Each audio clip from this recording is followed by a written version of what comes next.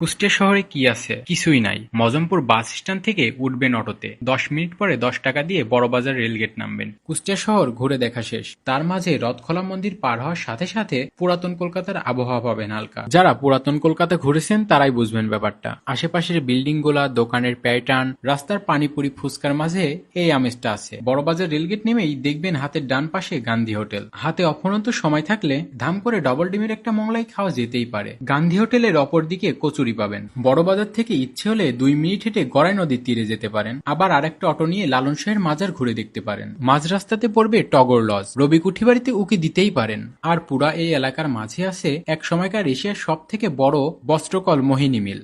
মোহিনী মিলের গেটের পাশে কিন্তু পাবেন বিখ্যাত তিলের খাজার কারখানা। সাহস নিয়ে ঢুকে পড়বেন, ধিমধাম গরম তিলের খাজা চালান করবেন পেটে। কুমিল্লার রসমালাই অনেক বিখ্যাত, খুব টেস্ট। বিশ্বাস করেন কুষ্টিয়ার রসমালাই, বিশেষ করে অশোকের রসমালাই খাওয়ার পরে আপনাকে দ্বিতীয়বার চিন্তা করতে হবে না। কুমারখালীর দই খাওয়ার পর আপনাকে বগুড়ার দইয়ের টেস্টের সাথে একটা পরীক্ষা করা লাগতেই পারে। যেখানে শাহের বারামখানা, সেখানে গিয়ে একটা গান শোনা যেতেই পারে। একটা কুলফি খাবেন, অতঃপর রানীঘাটে বসে কালী নদীর শান্ত পানির দোলনের সাথে হাওয়া দেখবেন, বাতাস খাবেন। কুষ্টিয়াতে কিন্তু আবার গরুর দুধের চা বেশি চলে। আমরা মাঝে মাঝে চা খেতে চলে যাই মোল্লাতে ঘড়িয়া মোড়ে, কখনো রাহিনীতে, আবার কখনো কাটাইখানা মোড়ে। ইচ্ছে হলে চায়ের সাথে টা হিসেবে আপনি পোড়া রুটিও খেতে পারেন। আহা কি স্বাদ, অমৃতের মতো। গরম গরম পেডিস খেতে হলে চলে যাবেন হরিবোসের মোড়ে মন্দিরের পাশে। বিকেলের আড্ডাবাজির জন্য সরকারি কলেজের পুকুর পাড়টা বেস্ট, সেখানকার ঝালমুড়ি খেয়ে দেখতে পারেন, মন্দ নয়। বিকেলে আগে ঘোরার জায়গা ছিল রেনউইক বাঁধ, এখন সেটা হরিপুর ব্রিজ। ব্রিজের এপার ওপার দুই পারে জনসমুদ্র। এই জনসমুদ্র ভালো না লাগলে হুট করে চলে যাবেন মোহনায়। পদ্মার পেট ফুরে গড়াই এখানে জন্মেছে।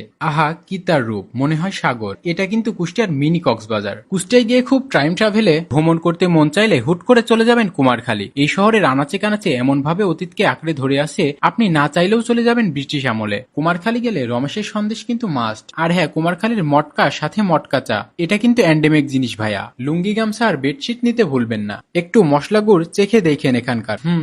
জগতিতেও যাবেন কিন্তু। দেশের সব থেকে প্রাচীন দুইটা রেল স্টেশনের একটা সে। আর দেখবেন চিনিকল। শহরের মাঝে দাঁড়িয়ে গ্রাম দেখার সৌভাগ্য জগতি গেলেই হবে। আর গড়াই রেল ব্রিজ, বাংলাদেশের সব থেকে পুরাতন, ১২০ হবে তার বয়স জলদিই। দেশের অন্যতম বৃহত্তর চালের আড়ত খাজানগর আর অন্যতম প্রাচীন পোড়াদাহ জাংশন দেখতে যাওয়ার পথে চোখে পড়বে বাংলাদেশের জায়েন্ট বিআরবি কেবলস এর সবগুলো ইন্ডাস্ট্রি। পোড়াদাহ রসগোল্লাটাও একটু খেয়ে নিয়েন বিরতিতে। কুষ্টিয়ার মানুষগুলো খুব প্রাপ, তবে এদের স্বভাব মুখে মধু অন্তরে বিষ টাইপের না। আমাদের কাছে মধু মানে মধুই আর বিষ মানে বিষই। মাঝারি পন্থা কুষ্টিয়ানদের মাঝে নেই। যেটা পিছে বলি সেটা সামনে বলতেও দ্বিধা নেই আমাদের। কুষ্টিয়ার আসল মজাটা কিন্তু গড়াইয়ের তীরে না, রেনউইক বাঁধেও না, কুমারখালীতেও না। সেই মজাটা নেই সাইজির আখড়াতেও, সেই মজা পাবেন না কুঠিবাড়িতেও, কিংবা মীর মোশাররফ হোসেন কাঙ্গাল হরিনাথের বাড়িতেও। কুষ্টিয়ার আসল মজা হচ্ছে নবাব সিরাজউদ্দৌলা সড়ক। আমি না চোখ বুঝে একটা জীবন এই ৩ কিলোমিটারের দীর্ঘ সড়কে কাটিয়ে দিতে পারি। কুষ্টিয়ার যে কাউকে জিজ্ঞাসা করেন, সবার আগে এই এনএস রোডের কথাই বলবে। এক রাস্তার উপর একটা শহর, কুলফি হাতে এনএস রোডে ঘোরাঘুরি,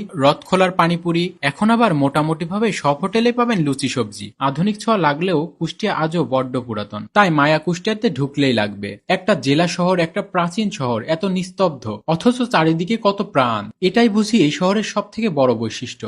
এনএস রোডের সূচনা হচ্ছে পৌরসভা গেট থেকে। প্রায় ১৫০ বছরের পুরাতন এই ভবনটিকে দেখে রাজপ্রাসাদ বলে ভ্রম হতেই পারে। শহরের প্রায় অর্ধেক থেকে এই ভবন আর এই ভবনের গেট দেখা যায়। এক অনিদ্য মনোরম এই ভবন। আহা, অতীত আর বর্তমানের মেলবন্ধন। ভালো কথা, কুষ্টিয়ার বিখ্যাত লাল রঙা দেওয়াল কিন্তু পৌরসভাতেই বেশি পাবেন। সাথে শাহী মসজিদ, মডেল মসজিদ, ছোটখাটো ইকো পার্কগুলিতেও ঘুরে এসেন।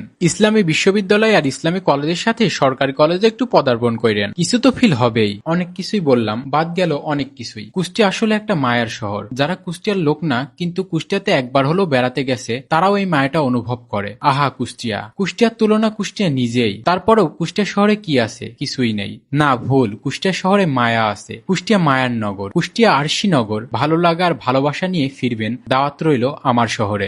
আজকের ভিডিওটি কে কোথা থেকে দেখছেন অবশ্যই কমেন্ট করে জানাবেন। কুষ্টিয়া শহরকে ভালোবেসে থাকলে অবশ্যই ভিডিওটি শেয়ার করবেন। এমন ভিডিও প্রতিদিন পেতে আমাদের কুষ্টিয়া ব্লগ পেজটি ফলো করে রাখবেন।